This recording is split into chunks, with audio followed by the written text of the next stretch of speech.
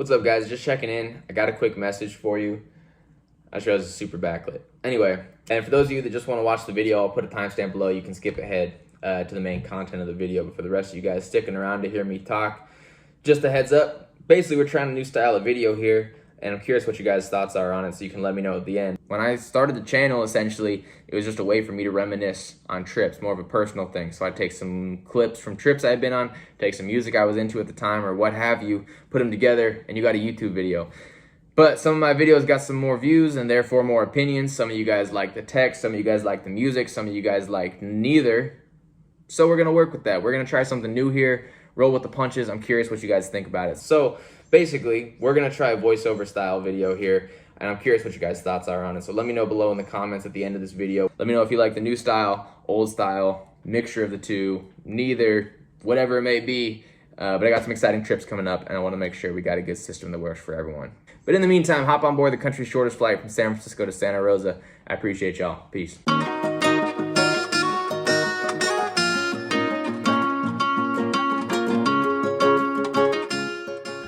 What's up, everyone? Today we're going to be taking a ride on the shortest commercial flight in the U.S. between San Francisco and Santa Rosa, California. Now, this is going to be on SkyWest CRJ 200. They operate this flight twice a day, usually, depending on the season. But these are two cities that driving distance really are only about an hour apart. The airports are only about an hour 15 to an hour and a half. Now, United has this flight listed at 45 minutes, but if you look at FlightAware at the flight plan, you'll see it only has the leg to San Francisco at 13 minutes and the return leg at about 7. And even looking at the iMovie map here, you can see it's almost comical how small that route actually is. This is only about 40 miles. Now, to my best guess, this flight probably exists for a couple of reasons. First off, there's a bunch of people that live in Sonoma County that would probably much rather take this connecting flight through San Francisco as opposed to driving through the traffic, paying bridge tolls, and the much more expensive parking down there, as opposed to the 13-minute flight. In addition to that, because Sonoma County is one of the wine capitals of the world, I'm sure there's plenty of people that would much prefer to fly in here as opposed to San Francisco, even if it means connecting to the super short flight.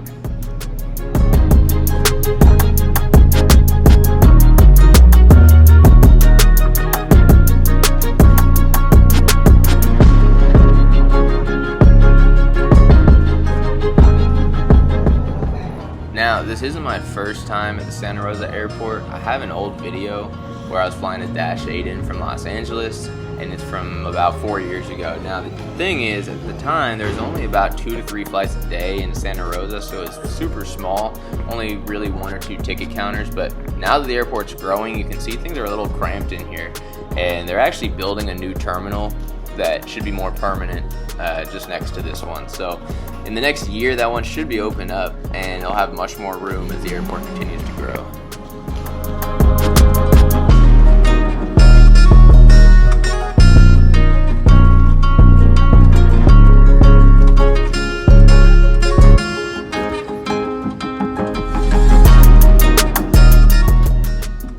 Now, due to the growing nature of the airport, you'll notice here that they kind of funnel us through this hallway outdoor to a separate permanent tent-like structure. This is where they house the TSA and the departure gates for the airport, as well as some restrooms for passengers who are departing. Now, this style of terminal isn't completely abnormal. It's usually more of a temporary solution while they build something more permanent. But this one does house about 4 gates, and at this time, this was about 6 a.m., all 4 of them were in use boarding flights on different airlines. So it was interesting seeing this tent-like terminal at full capacity trying to do its thing.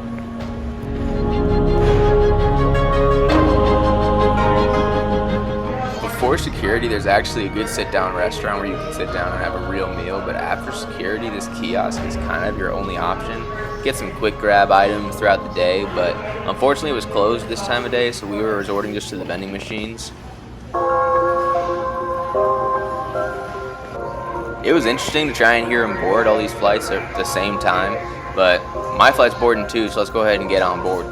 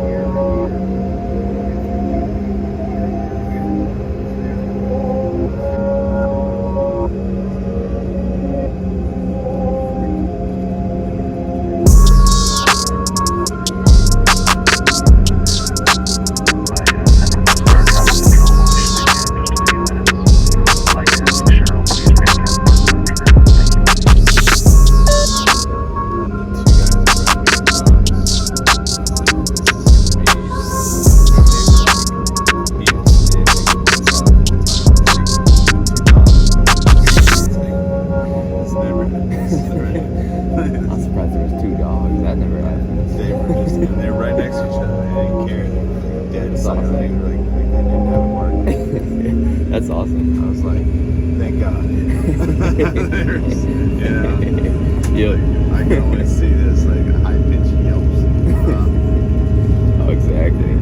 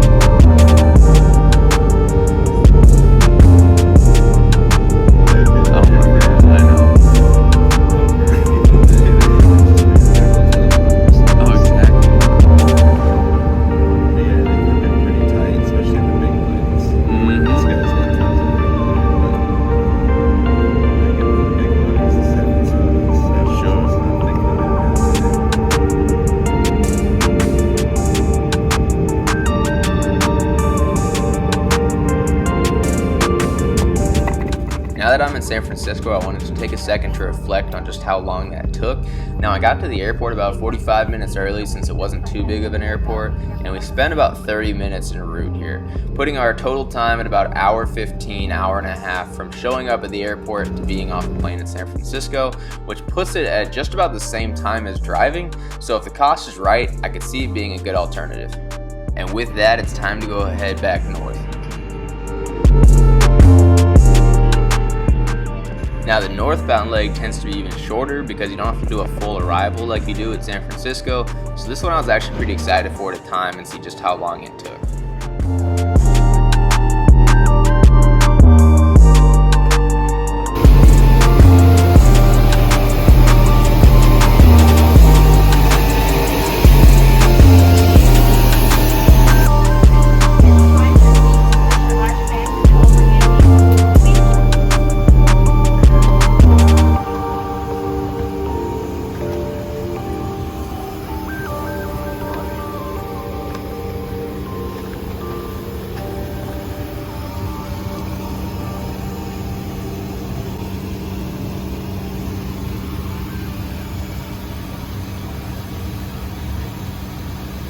In our seats, 10:55 p.m., and shortly after that, the door was shut.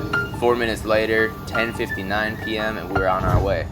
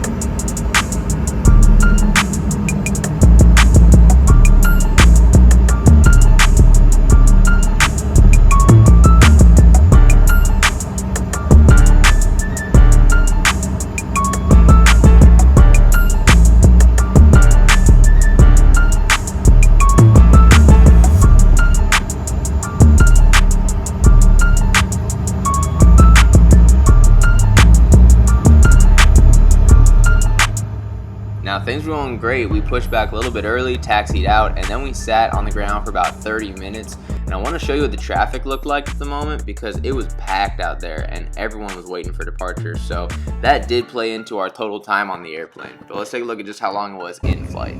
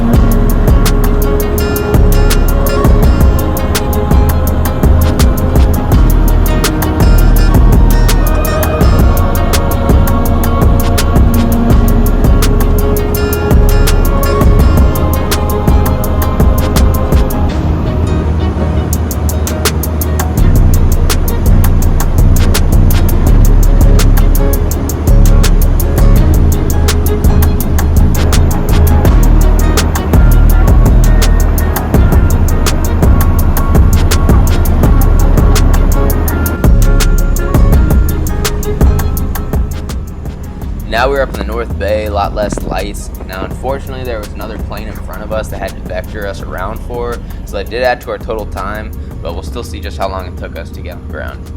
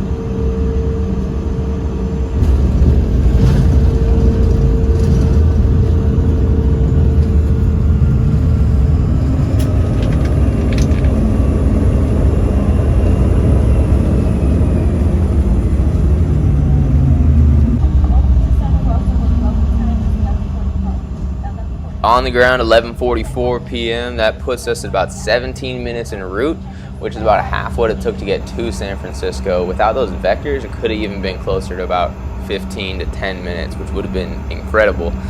Definitely saving time as opposed to driving.